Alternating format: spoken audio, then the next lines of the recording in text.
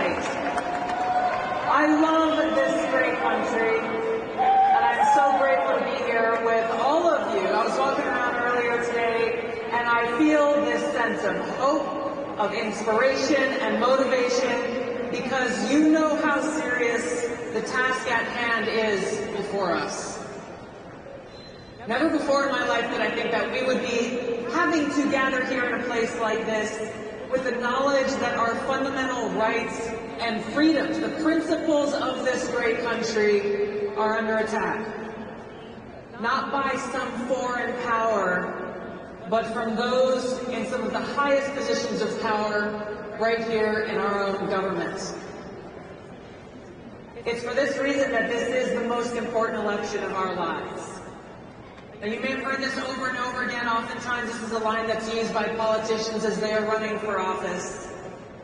I'm not on a ballot. I am here because I am terrified for what our country looks like if those in power today, abusing their power, are allowed to remain there.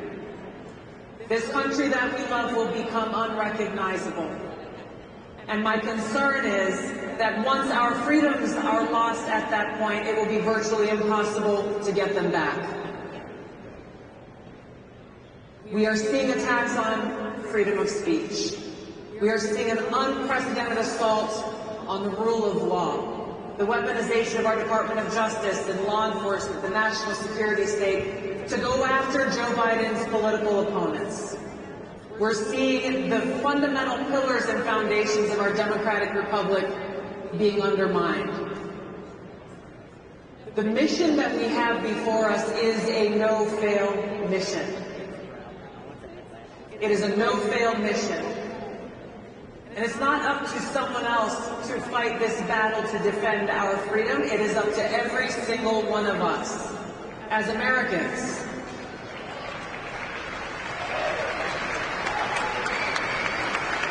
I know there are a lot of you who are here today who have worn the cloth of this country, who have served both in peacetime and in wartime. Every one of you, like I did, raised our right hand and swore an oath to support and defend the Constitution of the United States against all enemies, foreign and domestic. I took that same oath as a member of Congress. And it's something that, like you, I take very seriously. And so to those who are attacking our freedoms, who are throwing our Constitution in the trash, this is real. This is real. Even if you have laid down your uniform, that oath is written onto our hearts. I joined the Democratic Party over 20 years ago. I was 21 years old in Hawaii, and maybe like some of you, back then I saw a Democratic Party that actually stood for free speech. It was a big tent open party that welcomed people from all different backgrounds, different views, even those they disagreed with. It was a party that stood up for civil liberties, a party that fought for the little guy and still celebrated that vision of Martin Luther King Jr. Fast forward to where we are today, that party is completely unrecognizable.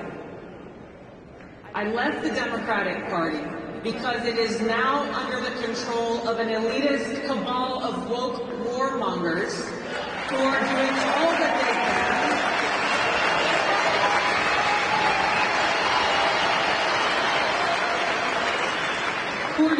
they can to destroy our freedom, to take away our constitutional rights, to divide us by racializing everything. Everything has become about race, going directly against that dream of Martin Luther King Jr. They are attacking our freedom of religion. They are pushing us closer and closer to the brink of World War III and nuclear war. How could I, in good conscience, as someone who took that oath to our Constitution, be associated in any way with a party that hates freedom and is destroying the Constitution?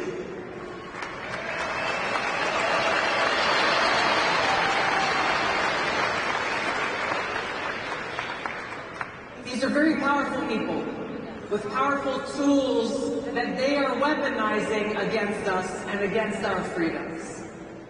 But as we look to the next 5 months before us and this no-fail mission that we have, it's important for you to know that I'm not the only Democrat who's left the Democratic Party. There are many more of us than you may realize.